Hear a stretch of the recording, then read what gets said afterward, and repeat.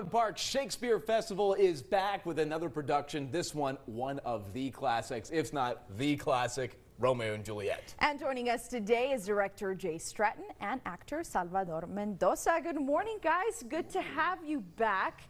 Last year, you had an amazing show. I got to attend. Tell us all about this year's show. So we are doing maybe the most famous, Yes. most classic Yes. Romeo and Juliet. It's the first time we've ever done a tragedy. Up till now, it's been all comedies, but we thought this would be a great one to start with because it's so well known. Yep. So you've got romance, you've got sword fighting, you've got a really funny nurse.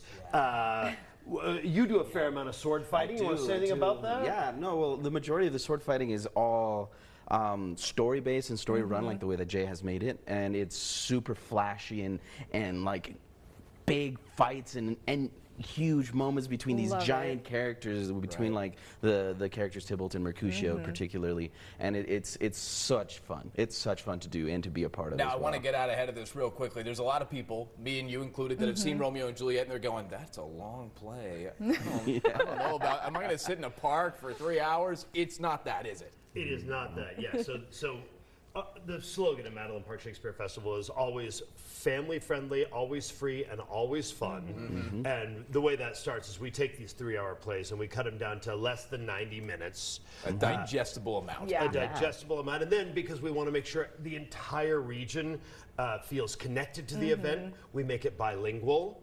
On top of that, it's more than just a show. It's a great big festival. There's a market with food, vendors, live entertainment, pre-show entertainment, buskers. So there's a lot going on. We estimate that at Taming of the Shrew for opening night, we had 60 kids last year. That's awesome.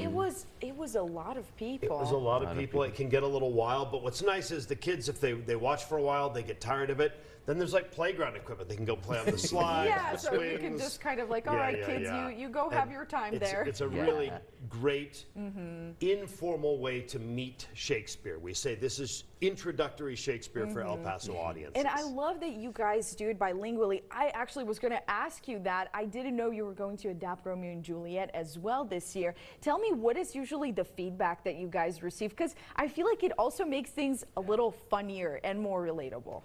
Yeah, so it is really interesting. We've been getting more and more bilingual. This is our 4th year, and last year we were very bilingual, like realistically maybe 40%. And last year a couple people approached me and were like, yeah, I didn't really know what was going on because there was so much Spanish. And I say, well, look, it's Shakespeare. You don't understand the English either. Yeah, so it's fine. Well, no. But I also want to ask, especially you, Salvador, you guys look like you guys have a fantastic cast. Like really talented, really laid back, really just a great group of people there. I want to give you a chance to talk about what it's like to work with some of those people in such sort of like a non-traditional theater setting. Yeah, of course. Honestly, it's a bit intimidating, especially with the powerhouses that we have at our disposal. But it's super fun to be able to be in a space that isn't a traditional theater. Like most of the time, you're kind of separated from the audience. You're up on a stage, and people are all facing the same direction, looking at you. Whereas in this space, it feels like you really are a part of the community. And with the way that Shakespeare has been adapted and the way that we've had it now, it's very interactive with the audience, and I could direct a bunch of lines to the audience or to my cast members, and it gives everybody such a wonderful time up there playing around like if we were kids, like the way the theater's supposed to be. Amazing. Yeah. We didn't get to the main part, which is all the information people need to know. When is it starting? Until when can they see the show? You bet. So it's September 19th, 20th, 26th, and 27th. Madeline Park, which is on Baltimore, right in the heart of Kern, about a mile away from UTEP.